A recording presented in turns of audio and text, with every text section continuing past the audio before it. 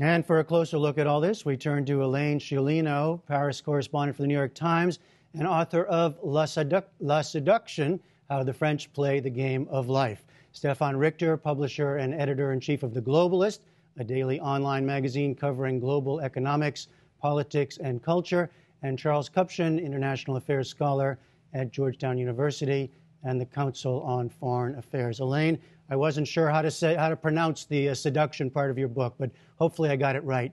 Help us first understand what's just happened in France. How much of this was a repudiation of Sarkozy, and how much about austerity?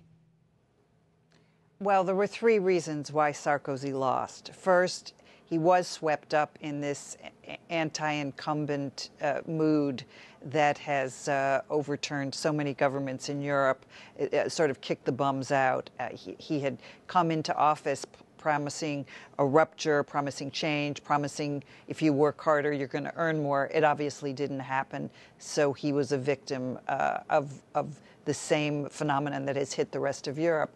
But the other thing is that the right has been in power in France for 17 years, and so he suffered because his party had just been seated at the Élysée for so long. But the main reason was nobody liked Sarkozy. He never learned how to seduce. He didn't like the French people. He didn't like going out into the country and touching voters, patting cows, just shooting the fat with the electorate, with farmers, with workers. He insulted everyone. He also ran the government in a way that he was always very frenetic, and people didn't trust him, and they voted for the guy who said, "I'm Mr. Normal." Well, so Stefan Richter, you take what happened in France, you look at what happened in Greece, you see what's happened in other countries. Question now is to what extent this whole austerity model is now under siege, behind us. Where are we? It would be nice if you have an election and that fixes it. The aspiration of the people in a democracy is a very important thing. But no confidence votes in the modern democracy of today, in the world of globalization, are no longer coming from national parliaments, as much as we've seen electoral turnovers, but from financial markets.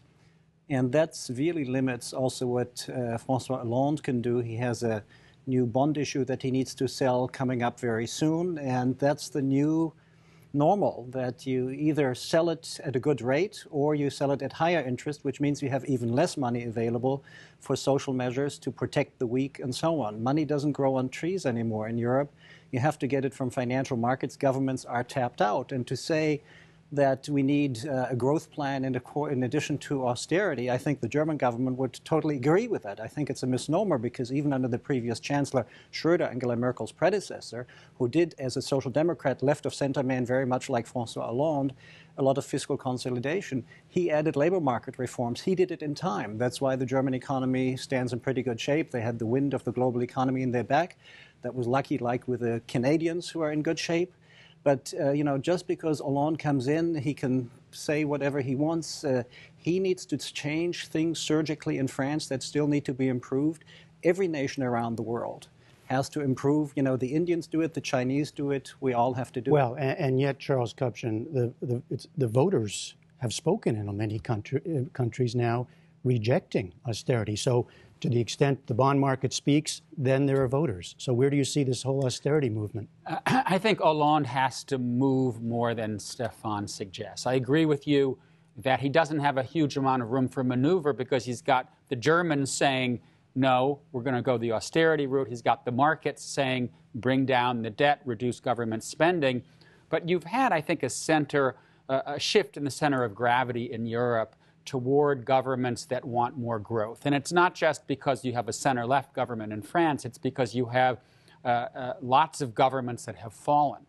And so my expectation is that Hollande is going to have to go to his electorate and say, I'm going to do X, Y, and Z that will stimulate the economy, that will create jobs.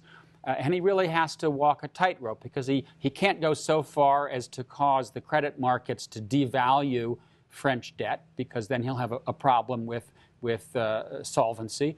And he can't go too far with Merkel, because Angela Merkel has essentially wedded her legitimacy as chancellor to running a tight ship and fiscal responsibility. And so what I expect is some workarounds. Keep the fiscal pact intact, but let's use the financial bailout mechanism or the European Investment Bank to get some new funding, to prime the pump. Well, Elaine Sciolino, when Hollande has been saying that he wants to give a new direction to France and to Europe, in fact, is it clear what he means and how much pressure will he be under in France to abide by some of these campaign promises? Well, he ran a brilliant campaign because he got away with promising growth and less austerity, and he never laid out a concrete, detailed economic plan, except basically to tax the rich. I mean, he said, for example, that he wants to tax anyone who makes more than €1 million a year at a 75% tax rate. Well, you know, does this mean that the whole French soccer team moves to Monaco and Monaco wins the World Cup? People are already starting to talk about leaving France the way they did when François Mitterrand was first elected president. I mean, this is a guy who is anti-rich. You know, he doesn't own his own apartment. He probably made no more than $100,000 a year in 2010 in income. He has actually said, I don't like the rich. And he has also said that, you know, every country has a soul, and the soul of France is equality.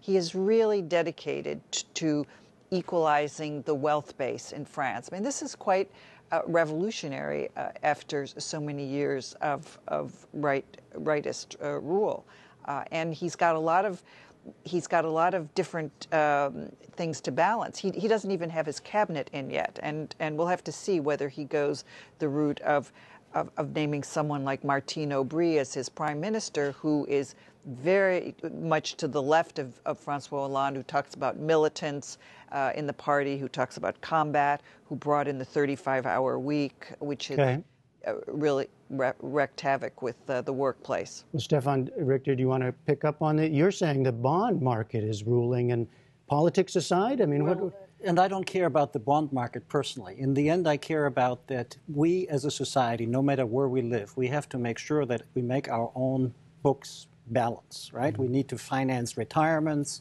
We need to provide health care and all these things. And we had a 40-year economic model where we always thought the politicians were going to promise us something. We kind of knew that it wouldn't add up, but we said, okay, you're the politicians, you're the leaders, you must know. That's the jig that's up. Hollande overpromised.